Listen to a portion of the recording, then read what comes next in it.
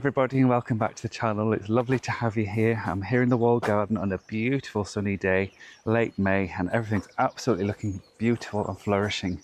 That's not a surprise because we've been watering every day since about March until earlier this week when the rain came back. We had a bit of a drought and so it hasn't really affected the plants that much and everything's looking beautiful. So I'm going to show you around and see what's going on. We've got roses out starting. We've got beautiful plants everywhere. We've got alliums, got the beautiful rose behind me here, which is gorgeous. There's another huge one there, which is going to flower very soon.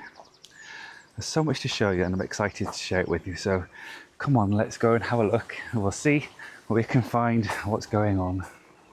Well, there's a lot going on in the walled garden. The peonies are ready to burst into flower. Irises are in full flower. This is Black Dragon, which is a beautiful variety. Big flowers and the iridescence in the sunshine is absolutely incredible. They look like they're made of velvet. Gorgeous. So these are called Black Dragon, like I just said, and all the ones in the garden came from a clump just over there, which hasn't done so well this year because of the drought we've been having. And some blue irises in the pond, which are water iris. The alliums here do really well because they're all over the place. And they kind of knit the beds together, even though I've got a slightly different thing in each one. Got the GMs here, got the tulips to cut back, which are finished now. The bear's breeches there, the great big plant which takes over. One flower spike on that one, and we have one this side to mirror it near Alice, with 2 spikes and maybe more. We've got the lovely sedums there. That one's called Jose Aubergine. This bed here is full of nice things which are yet to come, which you can look forward to seeing. Lovely rose there. Rose Dame de Coeur, something of the heart, I think. If you speak French you can tell me. This is Rose Hot Chocolate here, which is doing very well. This is 2nd or 3rd summer here. Beds here are doing nicely. The fennel there is very in vogue this year. If you haven't got any bronze fennel, you need to get some before everyone else buys it. I put this in when I first came here because I've used it before in beds, and the feathery foliage is just lovely. And I might notice 1 or 2 seedlings around the back there. This bed here is full of alliums again. We've got Maclear cordata there at the back, which will get nice and big. It does spread, so you have to watch it and don't be scared to pull bits out if you see it spreading. Very easy to control. Rose at the back there, I've forgotten the name, but it's quite an old variety. Tetrapanax there. We've got another beautiful Angelica. I've got a few around the place and they all self-seeded into the gravel, so I planted them out last year and that's a result. And here we have some Chantilly Antirrhinums, which are beautiful. There's so many soft colours, beautiful colours, very nice. And they look nice next to this rose, which is Zephyrine Drauhin. Fairly old variety, I think. Still available. Lovely bright pink flowers. I should just see if it's scented or not. Let's have a look and see. Very slight scent, very sweet. Not too overpowering. Got the rose at the back being attacked by this kiwi fruit, which is full of flowers, which is good because that means we may actually get some fruits. Let's wait and see. So that's the flautist James Galway, named after him, the rose at the back that came from my garden at home. As you can see it very well, it's a bit dark. Angelica again. It's already setting seeds, it's been flowering quite a while. So all these will scatter everywhere, all into the gravel path down here. And I shall find them all in a few weeks, ready to plant on. Rose there, stunning against the blue sky. Gorgeous. I think someone's sanding something in the distance if you can hear a funny noise. It's not a big bee. We've got the Nyphophia North Eye there. It's huge flower spike. It's one of the biggest varieties, this one. I got it because I wanted to look kind of tropical in this bed, which it does. Sweet Williams, geraniums, salvias, echiums. Everything's going on here. Got a sickly looking yucca which came out of the house. I'm hoping that might pick up. We've got a giant euphorbia because they enjoy dry conditions and nothing else will grow down here.